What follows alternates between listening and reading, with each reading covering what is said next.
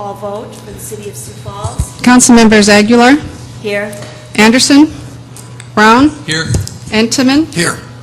Erpenbach, Here. Jamison, Here. Karski, Here. Rolfing. Here. Also do a roll call vote to Lincoln County Commission. Commissioner Melcher. Here. Commissioner Long. Here. Commissioner Melcher, or Commissioner Gillespie. Here. Commissioner Schmidt. Here. Commissioner Wilder, I'm here also. So. Thank you. If you'd all please stand for the Pledge of Allegiance. I pledge allegiance to the flag of the United States of America and to the republic for which it stands, one nation, under God, indivisible, with liberty and justice for all.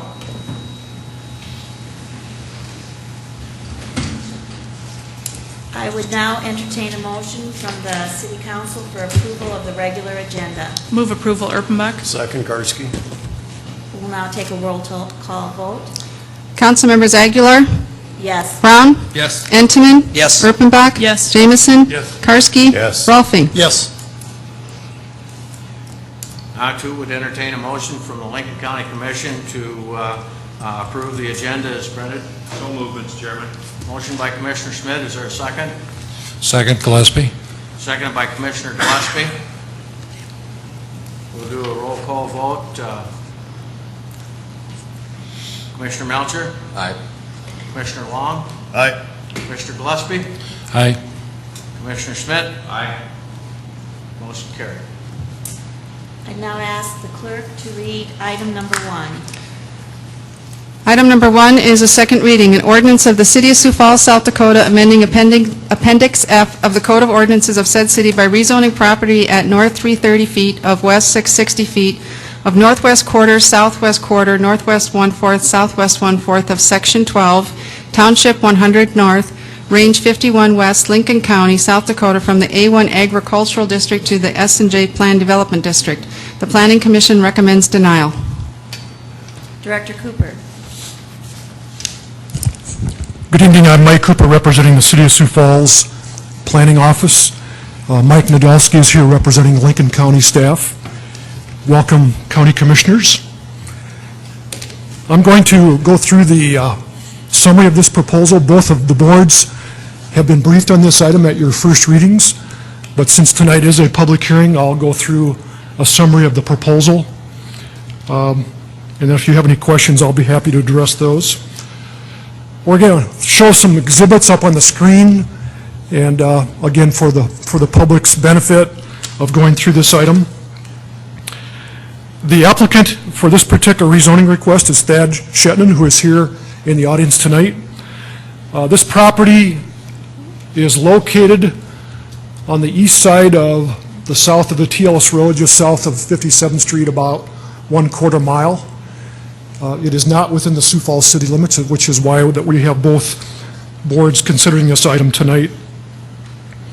So the exact location would be along the east side of 469th Avenue, approximately 1/4 mile south of West 57th Street. The surrounding land uses include a mixture of rural residential, storage, agricultural, and the land directly to the east of this property is adjacent to the Sioux Falls city limits, which is an existing residential subdivision, primarily consisting of single-family development. As we considered this particular land use, there was a number of things that we took a look at. One of them is the city's comprehensive plan. The 2035 plan that we adopted some time ago shows how this future area might develop, and if we can have Steve Randall outline the subject area.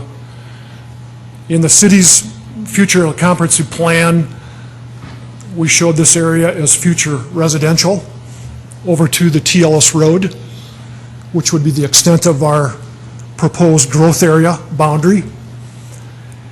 And at the intersection of 57th Street and the TLS Road is an area that was identified as a future commercial or employment center.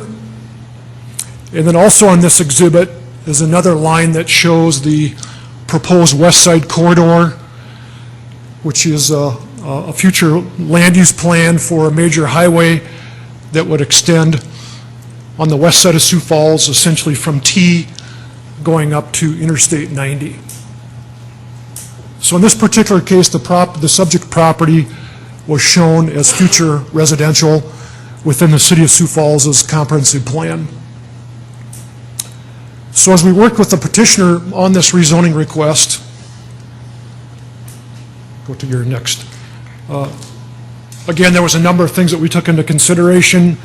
The surrounding land uses, the future transportation corridors, and again, I wanted to show the council and the commissioners this exhibit that as we've been talking about this future west side corridor, initially the alignment was going to be west of the TLS road, and as we began going through the environmental assessment to determine the exact location of the corridor, we began looking at some major obstacles as we get up by the Ellis area with the Skunk Creek floodplain, as well as some other environmental constraints. So we began in our looking now at modifying the location of this west side corridor by shifting it back to the existing TLS corridor. And then as we narrow into this site, which I think is on the next slide, again, you can see that the proposed future west side corridor would be approximately 1/4 mile to the west of the existing TLS road, which is adjacent to this property being considered tonight. Now that future highway is still in the planning stages. It has not been finalized. We don't have it budgeted.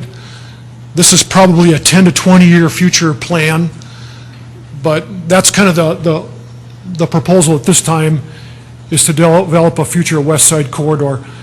So if and when that does happen, the existing 2-lane road, which is the T. Ellis Road now adjacent to the subject property, would continue to function as an arterial street or a major collector street.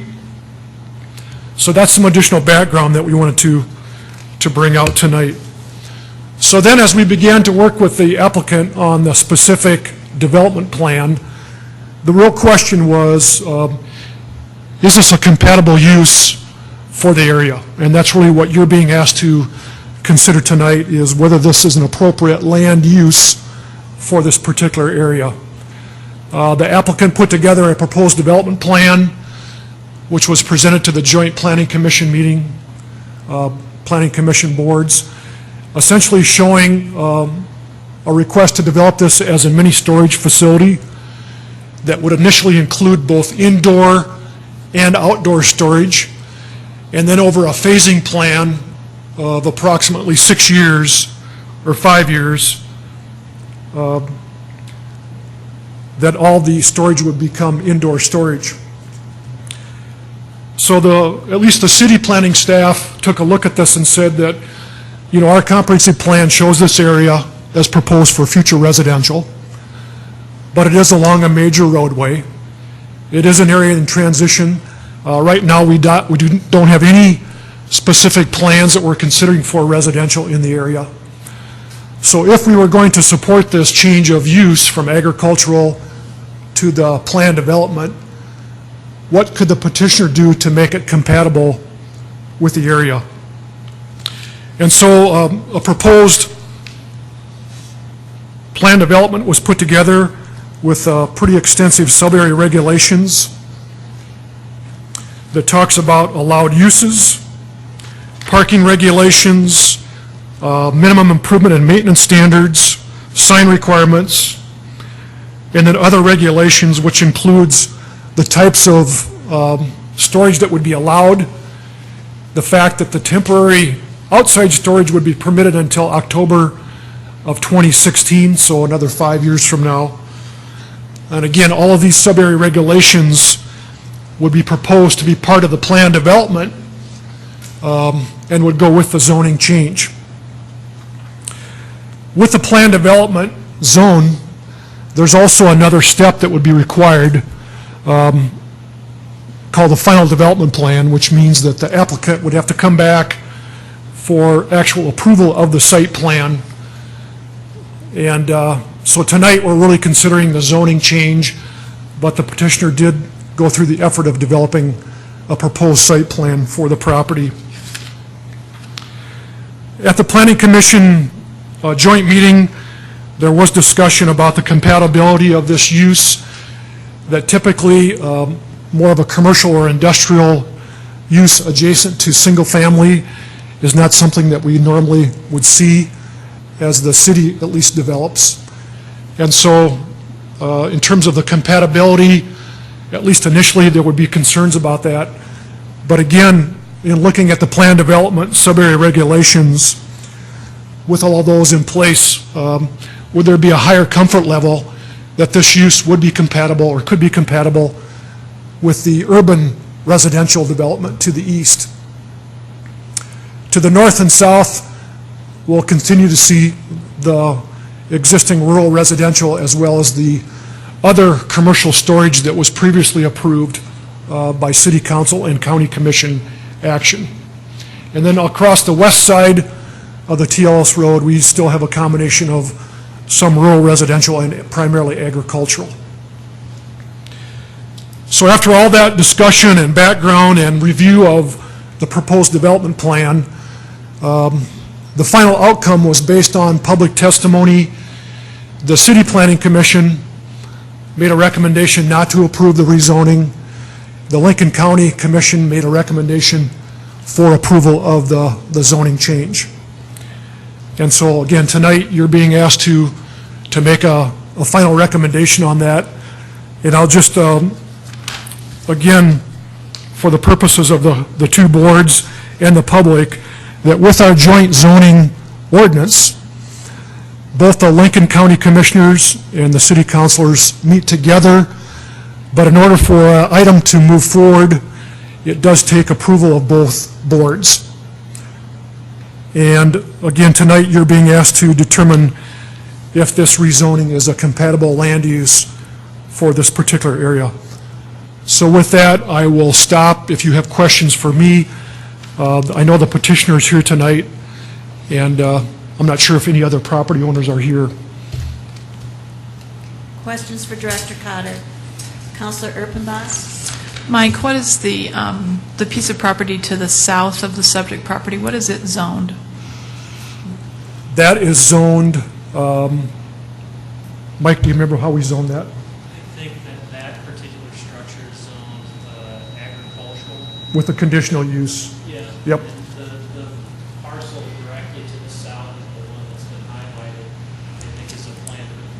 Yeah, come forward, please. We want to see you on TV, so go ahead. Yes, Mike Nadolski, Lincoln County State's Attorney's Office. I believe that the lot directly south of the subject property is still in the A1 agricultural district. The lot directly south of that, I believe, is a planned development district. Thank you. Councilor Brown? Mike, the property that is zoned in the planned development district, do we know what the intended use for that is? That is a storage outdoor, and that's a storage facility that we went through extensive discussion last year. And there was requirements for screening and buffering and landscaping with that development. And the property right to the north that is already a storage property, Yeah, you can there's even storage. see on there a Yes. number of campers Correct. outside. So there's no limitations on that since it's still ag Right. zoning, correct? Thank you. Councilor Rolfing? Mike, don't go too far. Did we have the opportunity to use our new system on this and send out some postcards and things? This is in the Lincoln County jurisdiction, so I don't know for sure what the county notification process, if you want to maybe talk about that, and I know the applicant also had conversations.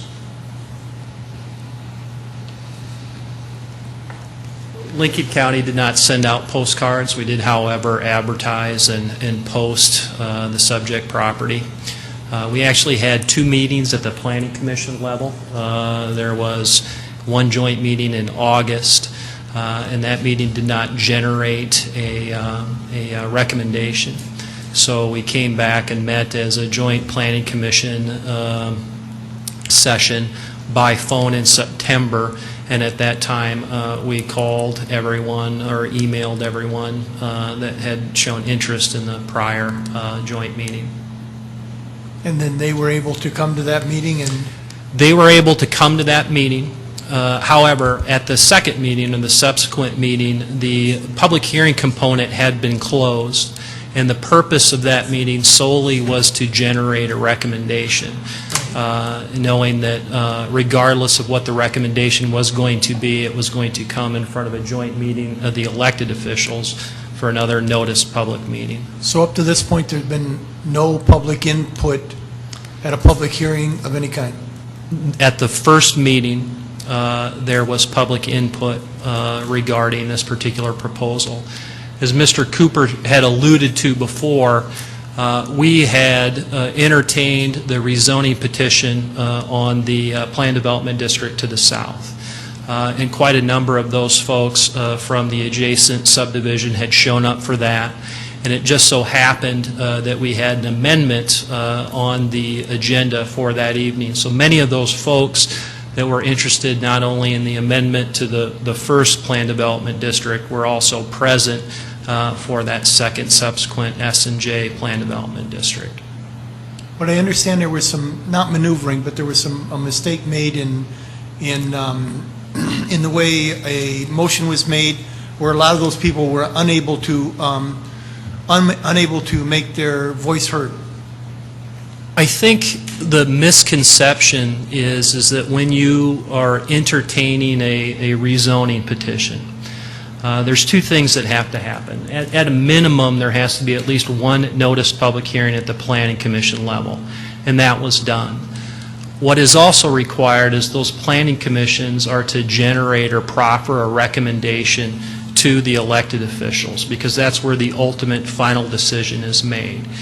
And while they took public input at that first meeting, they did not generate a recommendation. Or in other words, there was not a positive motion with a second vote by a majority of those people to recommend that it either be rezoned or not rezoned. So instead of coming back and having another public notice meeting, which had been closed, we simply met in an open meeting, the purpose of which was for the joint planning officials to discuss the input that they had gotten at the first meeting and generate a recommendation. Okay, but the information I had is that there were very little input at that first meeting from the people that really wanted to, and therefore that the motion was made early, and therefore there was very little, and with the confusion that surrounded it from a positive to a negative to a positive, that there was very little input that went into it. And I can understand that. I think while there was not perhaps input on that specific application, I think many of the arguments regarding the merits were similar to what the planning commissions had heard. And as Mr. Cooper had alluded to earlier, the Sioux Falls Planning Commission recommended not to rezone it. And it was a split vote by the Lincoln County Planning Commission. It was a 4-3 vote. So many of the concerns regarding incompatibility and what the future holds in store, I think, was taken to heart by the planning commissions. And as I said before, I don't want to discount the input that you give on that level.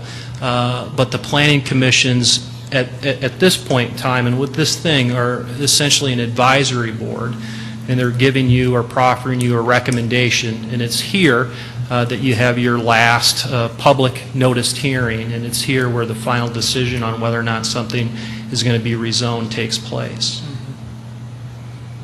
Councilor Karski. My question's for you, Mike, if you don't mind.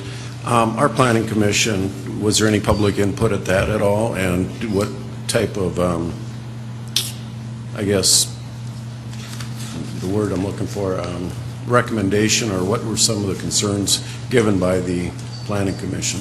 Yeah, the public input at the first Planning Commission meeting was that there were people concerned about the view from their backyard.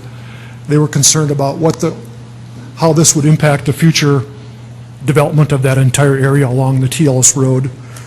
The fact that some people were under the impression that it was going to be residential in the future, and how that would impact not only their neighborhood, but other future development in the area. So I think that was what we heard from the city residents adjacent to the back of this property.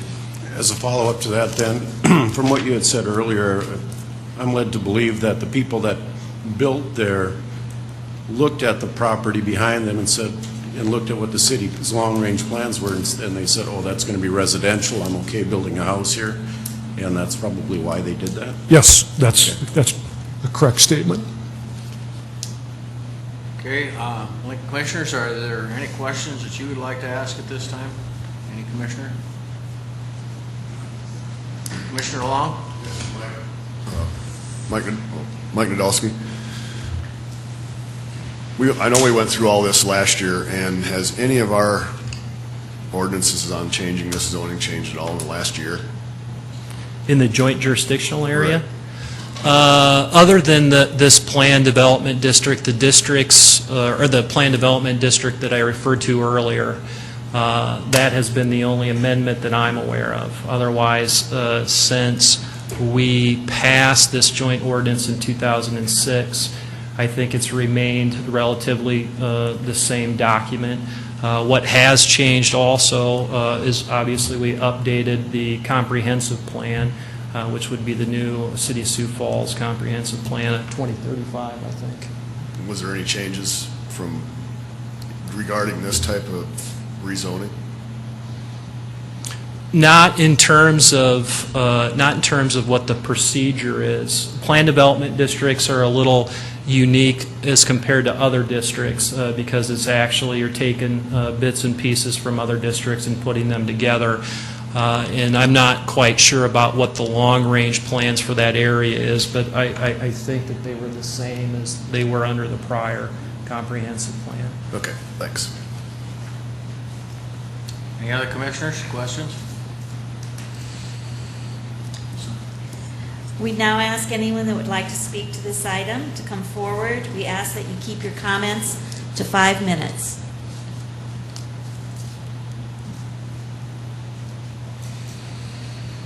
Welcome, and please introduce yourself. Good evening. My name is Eric Willardson with Willardson Lund Engineering, 902 South Cleveland in Sioux Falls. Here tonight with Thad Shetnan, as Mike indicated, is here as well. I've worked with Thad for the past 3-4 months, developing a plan with the city staff, county staff, and Mr. Shetnan to try and come up with a plan that would develop the property and adequately considers the surrounding properties and takes into consideration some of their concerns with a project such as this. Obviously, rezoning this to a planned development district means that the use of the property is exclusively governed by those sub-area regulations that we developed, and that the property would in fact, if approved, be exclusively used as a mini storage facility. I guess we're here tonight to just try and explain and make sure that all members that will be voting on this are clear to exactly what the proposed development entails, and offer our opinion to as to how this might affect the neighboring property. It's not a unique situation. There are, and I will demonstrate, there are other similar uses in residential areas in the city of Sioux Falls that currently exist, and at least to our knowledge and what we've been able to ascertain, haven't presented problems to the surrounding neighborhoods. We're not trying to make any bones about it. This is a commercial venture. as classified by the current zoning ordinances. However, we feel that as commercial development goes, this is probably about as low of impact of a commercial development as you'll find anywhere. And again, we found this same similar use at several other locations within the city of Sioux Falls. It's a mini storage place. I'm sure most of you are familiar with those type of uses. They're just not very busy places as it pertains to traffic, people coming and going, noise, and the such. Thad did invite the neighborhood to a meeting in the neighborhood at one of the houses, and did present the plan to them, take their comments on it. Obviously, a few of them attended the joint meeting of the planning commissions back in August and again in September, and voiced their concerns about the project. From those, the neighborhood meeting and the planning meetings, essentially what we see is they had 4 or 5 concerns. One was traffic, one was noise, one was the type of lighting that would be used for a facility such as this, one was crime, and the other one was how this might affect their property values. I'd like to just take a few minutes and expound on those. We looked into the traffic situation, contacted a couple of different mini storage areas in Sioux Falls, got one that is essentially about the same size as this.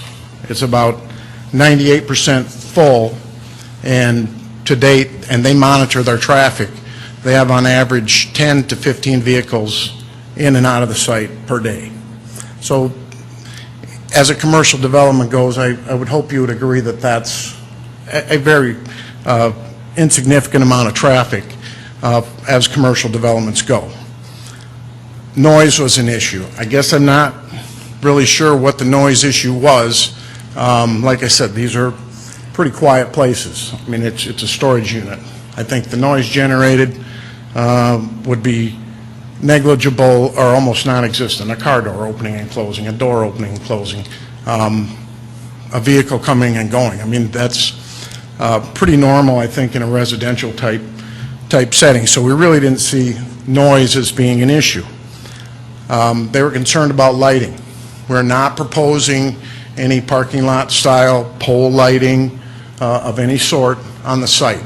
The lighting would be limited to lights on buildings that would be motion sensitive activated, that essentially the place would have a couple of security lights for nighttime, but the place is closed at night. It's open, its business hours are somewhere 8 o'clock in the morning till maybe 10 o'clock at night. After that, it's a secured area and they don't allow people in and out of it. So you're not going to have people there at 2 o'clock in the morning or whatever trying to get into their storage units. So we just, the place would be unlit, similar to the residential neighborhood around it. Crime came up as an issue. So I called the Sioux Falls Police Department, spoke with the officer who's in charge with the statistical crime analysis, explained the project to him, asked him if he thought that a project such as this in a residential neighborhood would cause some concern for an increase in crime in the neighborhood or at the facility. He had absolutely no data to support that. Couldn't think of a case where having a storage area near a residential neighborhood had ever caused a problem in the way of crime. If anything, they certainly had a call where a storage facility may have been broken into, but it's nothing that generates crime in a neighborhood. And he did put out a couple of examples, such as, we should be a lot more worried if this were to be proposed as a casino, a 24-hour C-store, or even indicated that where they see some problems are apartment complex parking lots. So we just don't think that crime was a valid issue with the neighborhood as well. One of the last things, I guess, was property value, and I know you hear this time and time again that people are concerned about the development around them affecting their property value. We just don't see that in this case, and actually think that considering other areas of the town that have done this same thing, it actually could provide a benefit or a complement to the area, which provides these people a place to have secure storage for a boat or a camper or a motorcycle in the off-season. So given the fact that it would be in a planned development district, be subject to a final review, a final development plan review for aesthetics, compatibility with the neighborhood as far as trees, landscaping, building materials on what it's constructed with, I guess we think it would blend very well with the property. I did bring some pictures tonight, unfortunately on a flash drive, and was informed that I needed to bring those in ahead of time so that could be checked for viruses or whatever by city staff before. So I can't show you those, but we certainly could look at the city's GIS system if you'd like to see. A couple of examples. At between 67th and 69th and Sundowner, there's been a 5 or 6 acre storage facility that is built right across the street from, and single-family houses completely surround this property.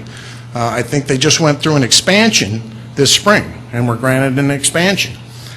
There was also a very new one, which I'm not even sure it's going to be on the aerial, at 84th and Louise, that is storage facilities, and there is not even a screening fence around the property. I mean, it's an open storage facility, nice looking buildings, and they are backed right up to the backyards of houses. So obviously this isn't a unique situation. I wish I could have shown you the pictures. I hope that maybe you're aware of those, and there's certainly other areas in Sioux Falls where this type of improvement exists. Again, as Mike indicated, access to this property would be off of the Ellis Road only. There will be no access to the site from the residential neighborhood to the east. I guess, again, that, and we talked about the phasing of construction. We indicate several buildings on that. We also, there's a drawing I think that they have that indicates the phasing of it that would allow this to be built in phases. And what Thad is hoping is that he can do this over a period of 3 or 4 years, extends it out to 5, and in addition to his indoor screening or indoor facility, be allowed to have a temporary outdoor storage area to generate business, generate some money, and help him to move this along. The faster he can generate money and make the thing go and fill up the units, the sooner he can get all the buildings built. But I guess in either case, there's a drop dead date, Mike indicated, October 31st, 2016, where whether he has all the buildings built or not, the outdoor storage ceases by sub-area regulation. We also listed in the sub-area regulations a list of items that would be allowed to be stored outdoors, and they are licensed cars and light trucks, no unlicensed vehicles, trailers, 24 foot long or less, 10 feet in height and less, boats, same thing, 24 maximum length, 10 feet in height, campers and RVs, 30 feet long or shorter and less than 10 feet in height, motorcycles, snowmobiles, personal watercraft, all-terrain vehicles. That is it. Nothing else would be allowed to be stored outdoors other than those items that are listed. And again, come October 31st, 2016, all outdoor storage goes away. As you can see by the site plan, that is proposing fencing the entire site. He's proposed a solid wood screening fence along the east boundary and a portion of the north boundary that abuts that residential district, along with rows of both coniferous trees, mostly coniferous trees there. They provide a better field of screening throughout the year, and also deciduous trees intermittently, as well as some interior trees and landscaping to complement the neighborhood. He would, however, ask that, and this would come up at a final development plan type thing, limit the fencing around the rest of the property to a 6-foot chain link. It's just felt, and he has letters from both the neighbors that own the property to the north and to the south who would prefer a chain link fence versus a solid fence for snow drifting type purposes. We'll still have some screening trees in there as well. And again, most of what we see around Sioux Falls, the one at 84th and Louise doesn't even have a fence, and the one on 69th, 67th and Sundowner is just an open chain link fence with a few trees scattered around it. Again, I read your agenda and understand the process now as I've gone through that the recommendation has been for denial. Obviously, I questioned that a little bit because the Lincoln County Planning Commission Board recommended for approval, and the 3 members that voted out of the 9 members on the Sioux Falls Planning Commission, only 2 of which attended the public meeting, voted against it. So I guess I thought it was a tie. But apparently I've learned that a tie means it's been denied. So I guess we're hoping that we projected that and presented that this is a compatible use in a residential neighborhood, doesn't cause the types of problems that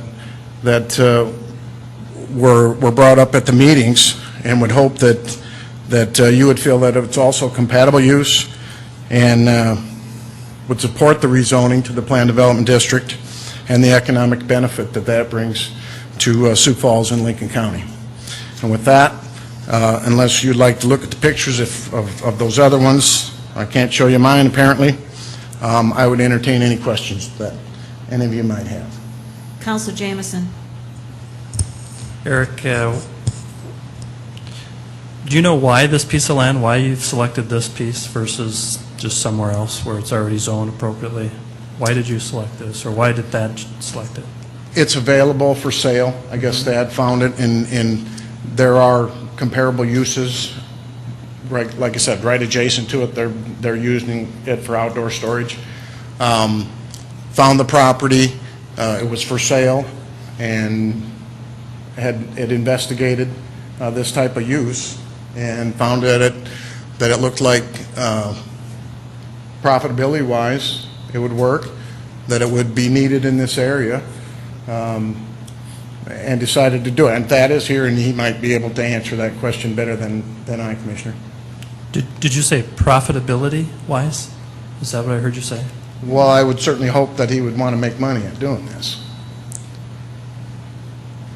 Right. Well, we would all hope he makes money. Well, yeah, I mean, that would be the point. Okay, thanks. Councilor Entman. Thank you. Thank you. I do have a couple of questions. On the previous slide, if we could go back, please. It's going to be phased in. The first phase is going to be built on the west end of the property, which would be next to the TLS road, correct? That would be correct. And the rest of the ground then, for the second phase, how will that ground be cleared? Is it going to be gravelled? Is it going to be kept in grass for the outdoor storage for the interim period? I would add what I failed to mention, that the screening trees and the fencing, the detention pond, and that area would all be completed with the first phase.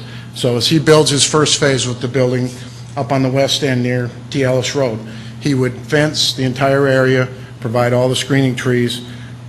The rest of the area would, there's an area in the center for the storage, and the rest of it, I would assume, would remain grass cover or whatever until such time as he was ready to expand, and obviously would expand from west to east as And that is a detention pond then, on the east end of the building along the screening area? Yes, it's a relatively flat property, but that entire area along the the east side of the property is a continuous detention pond that will serve the entire site once it's completed, but it would be the detention pond would be completed with Phase 1.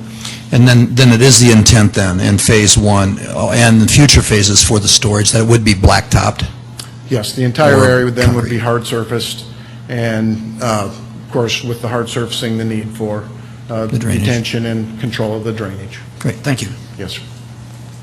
Any other questions by the Sioux Falls City Council? Any questions from the Lincoln County Commission? Thank you, sir. Thank you very much. Is there anyone else that would like to speak to this item?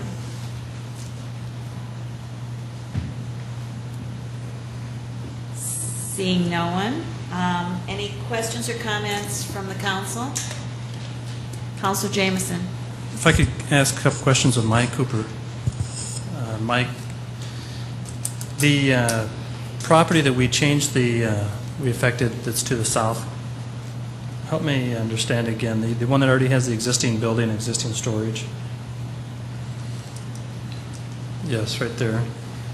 Yeah, the property that was approved as a planned development district is one property south of the subject property that we're considering tonight. So Right. in between, you still have a existing agricultural area that has a residential use as well as some storage uses. I'm just trying to make sure I get it right. What did we change, though, in the planned development area that's circled by Steve? What did we change there? Well, what we changed is that we developed a plan that would allow them to continue to use it for outdoor storage. We spent a lot of time talking about the fencing, the screening, the landscaping, all of those requirements. That's what we've looked at. Just outdoor storage, though, no buildings? Right. That one is more of an outdoor storage permanent use as opposed to what's being considered tonight. And then what would normally be adjacent to residential property before commercial property would be, what would normally exist between those two? You would see typically a transition of single family to maybe twin home or fourplexes, and then higher density residential or apartments. And if you could, Steve, I don't know if you can get any further south. There's more residential south, is that right? Right here, that's, Well, to the south, yeah, as you get down towards 69th Street, there's a section that is in the Sioux Falls city limits. okay. And then, do you know of the 84th and Louise property that he was talking about? I don't know of a storage facility in that area. I'm more familiar with the one on Sundowner than I am the one on Louise, but yeah, the Sundowner one was done quite a few years ago. That's still not in the city limits. Much similar to what's being proposed tonight. Okay, thank you. The difference between that one and this one is that this one does have a proposal for the landscape buffer and the fencing, along with the fencing. Right, I would add that the other one at 67th or 69th and Sundowner, I wrote down in my notes as a bad deal, and I think Mike might have just touched on it, that there isn't any good screening between those buildings and the neighbors and the homes, and that's why it's not a good fit in that neighborhood. So anyway, that's it, thanks. Any other questions or comments from the Sioux Falls City Council? Any other comments from the Lincoln County Commission? I have a few, Mr. Chairman. Obviously, perhaps the city council has looked somewhat differently than Lincoln County did. When we looked at this the first time on highway, which is Highway 111, we felt that moving a storage unit in there was a correct move, given what had been there prior to that. I think we were concerned about the citizenry not knowing. I think the first time that we rezoned this, we had a very good dialogue with the residents whose property abuts to the east, and had a dialogue, and we looked at that, and as we go forward, I think it was a consensus of the commission that should other commercial developments develop along there, we would do everything possible to make it aesthetically pleasing, from berming it to putting trees up to putting fences in. And I can tell you that when I heard tonight about the long-range plan of the city and its proposed Highway 200, we're looking about almost 20 years out. And given the state of the economy, we may have to very well use Highway 111 as the direct route for that commercial, or for Highway 200.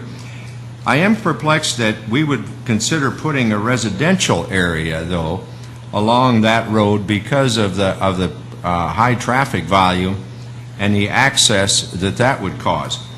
When we looked at another thing was that this storage areas are pretty vital. In fact, I think it was the city council that was concerned about having SUVs parked in residential areas, and they wanted to find a proper place for storage stuff. Well, where is a good place for storage? Not in my backyard, you could say a NIMBY attitude.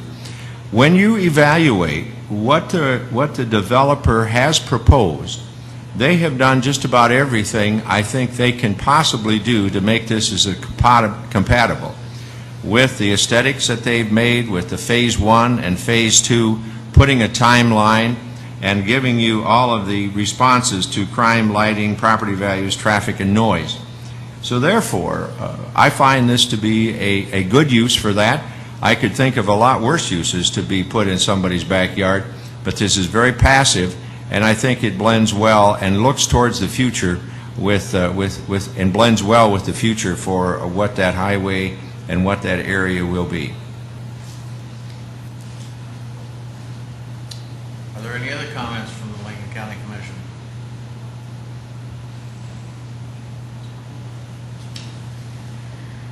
Any other comments from the Sioux Falls City Council, or I would entertain a motion? Councilor Karski? Yes, I guess I've looked at this too for some time, and I've driven by here and I've looked at this property, and there's some very nice homes even to the west of this property. And my concern is for the people to the east, and I have to agree with what Mike said in reply to Councilor Jameson's comments. How do we transition from residential to out of residential, I guess? And to put a storage facility there concerns me, and just mainly for the people that live there. And I do not feel it's a good use. It looks apparently wide enough, in my mind, for at least another street to go through there, and for more residential, whether it be townhomes, apartments, that type of thing. There's residential straight to the south, there's residential straight to the north, there's residential to the east. There are some agricultural residences across the street to the west. I see better uses for this property, in my mind, than a storage facility. Councilor Rolfing. Yeah, I believe that Mr. Cooper had one other thing he'd like to say, and then I'd like to say something. Yeah, just in the interest of fairness, Eric Willitson did bring pictures tonight, and since we aren't able to show those up on the PowerPoint, we're going to put a couple of them on the overhead. This is an updated exhibit that shows the Phase 1 along the Teals Road, where there would be the garages or the storage buildings, and then the outdoor storage would be the second phase that will eventually be converted into additional buildings. And then Eric also brought pictures of the reference to the one on South 84th and Louise. This is what it looks like, where you have a residential look, garage, pitched roof, brick, and then you have single-family residential around the back of that. I don't know if you want to show a couple of those. These are all from the same area. So again, in the interest of fairness, since you brought those tonight, we thought you would look at those.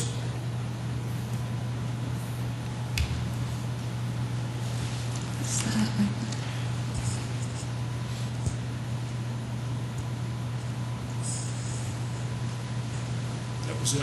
Thank you. Councilor Rolfing. And then just one, not concern, but something that bothers me is the lack of participation, if you will, from the neighbors. They obviously had to know about what was going on here tonight, and if they haven't had a chance to participate fully, which is one of the concerns that I had, they obviously had a chance tonight, and we've heard nothing. And if they were that concerned about their property values and other things that are going there, they sure should have been here tonight. And so I would have been here if I was that concerned about this type of thing going in my backyard. I would have been here. And so it's obviously not concerning them that much. So that would be one of the things I would have to say. Lincoln County Commissioners, is there another thing, Dale, you have a comment? Yeah, one other thing I'd like to say is, this is still a 55-mile-an-hour rural highway. This isn't a city street. And like Jim said, there is a lot worse things that can go in an agricultural district right behind people's houses. And they bring odors and dust and other things along with them. And this is, I tell you, when people want to develop ground on the outside of the city, I think consistency is important. And we've got a grandfathered in storage unit that no one complains about. We've got a new plan development that hasn't really started yet. And we still haven't heard anything wrong with that one either. And I think being consistent, and everybody behind them is probably looking at buying a new camper or a new boat or something next year, and they're going to have to find a place to put it. I think consistency puts it in that spot. That's all I have to say. Any other comments? Sioux Falls City Council, do I have a motion? Madam Chair, point of order, I believe the county has to act before we do. Isn't that right, Mike? Typically, doesn't the county commission act before the city does? We don't have a policy on that. I think it's whoever's on their home field gets the home field advantage. So they get to go first. Who's got the DH? Yeah. Madam Chair, Councilor Erpenbach. I would move approval. Second, Brown. It has been moved by Councilor Erpenbach, seconded by Councilor Brown. Roll call vote, please. Councilmember Aguilar? Yes. Brown? Yes. Entman? Yes. Erpenbach? Yes. Jamison? No. Karski? No. Rolfing? Yes. This motion passes 5-2.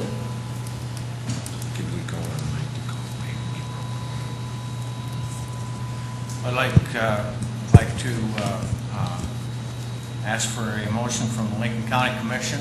And Paula, could you take the roll call vote when we... Mr. Chairman, I move for approval. We have a motion by Commissioner Schmidt to moves for approval of this project. Is there a second? Second, Long. Second, Commissioner Long. Have a roll call vote.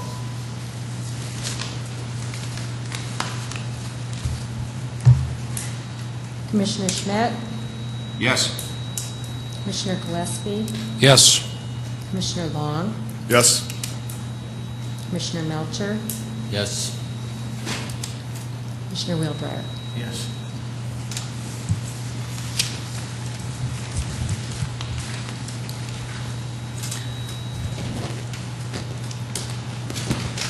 If there's no other business, I would entertain a motion to adjourn. So moved, Rolfing. Second, Intamin. Roll call vote, please. Council members Aguilar, Yes. Brown, Yes. Entenmann. Yes. Erpenbach. Yes. Jamison. Yes. Karski. Yes. Rolfing. Yes. There's no other business, I would ask for a motion to adjourn from the Lincoln County Commission. So moved, Mr. Chairman. Gillespie? I have a motion by Commissioner Gillespie to adjourn. Is there a second?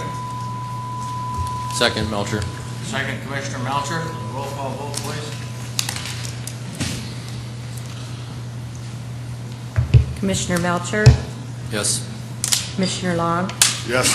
Commissioner Gillespie, Yes. Commissioner Schmidt, Aye. Commissioner Wildrider. Meeting is adjourned. Thank you, gentlemen. You did good.